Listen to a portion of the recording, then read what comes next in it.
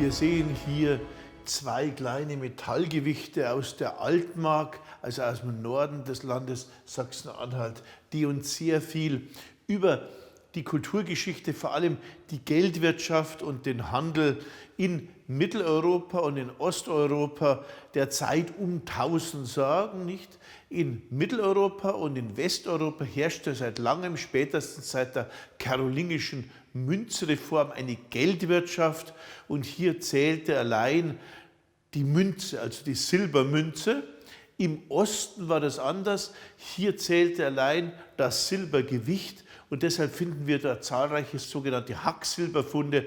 Also ob das Münzen waren oder silberne Armringe, die wurden einfach zerhackt in gute Portionen und dann wurden sie abgewogen.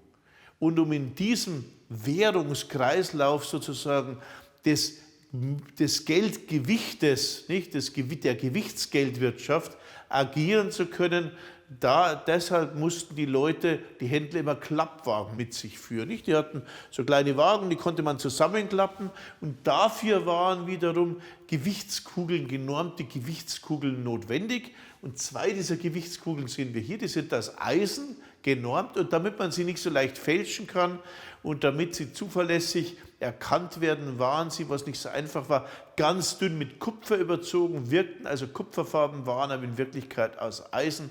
Es gab hier zwei verschiedene Gewichtssysteme. In jedem Fall ist es natürlich sinnvoll, dass an der Grenze des Slawenreiches und der Grenze des Deutschen Reiches solche Wagen noch benutzt wurden, wenn man sozusagen Werte konvertieren wollte und wenn man miteinander handeln wollte. Und deshalb sind diese zwei unscheinbaren, von Ehrenamtlichen gefundenen Gewichte von hoher Bedeutung und zeigen, dass die bedeutendsten Funde nicht immer aus Gold und Silber bestehen müssen und nicht mal auffällig sein müssen, sondern dass uns sozusagen ganz kleine Funde kulturgeschichtlich wichtige Geschichten erzählen, die wir dann richtig einordnen können. Was handeln die Slawen? Das muss man auch sagen. Die Slawen waren ganz bedeutende Sklavenhändler. Und wer benötigte die Sklaven? Natürlich die arabischen Reiche des Südens.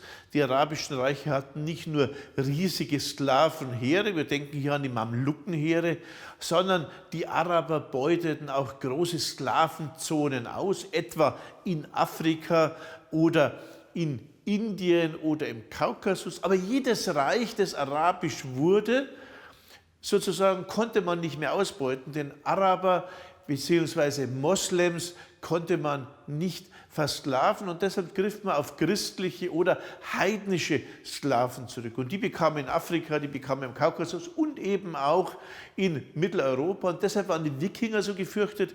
Die Wikinger haben nicht nur Klöster geplündert, sondern vor allem Sklavenjagd betrieben und Sklaven in großer Zahl in die arabischen Absatzgebiete gehandelt.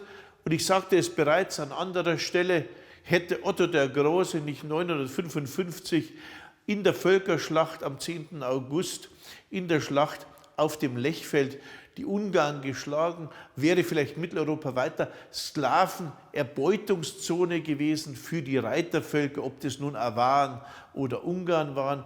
Und dieses Verhältnis zeigen auch diese Gewichte, denn mit diesen Gewichten wurden die großen Silberschätze der Araber, die sie für die Sklaven zahlten, gewogen, genauso wie unsere Münzen, die sozusagen in den Osten gingen.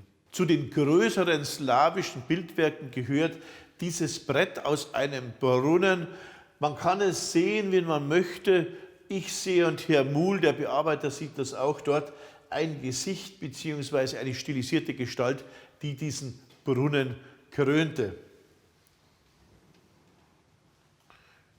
Hier sehen wir das eingebaute Brett in den Brunnen, hier sehen wir die Kugelzonengewichte, aber hier sehen wir auch einen wunderbaren Gürtelbesatz aus Rosenhof, der typisch ist für das Mährische Reich und der zeigt, in welch große Beziehungen wir eingebunden sind. Und ganz spannend sind diese silbernen Ringe, denn die silbernen Ringe, Fingerringe, wurden wegen ihres materiellen Wertes gehortet und wurden wahrscheinlich mit solchen Kugelzonengewichten gewogen.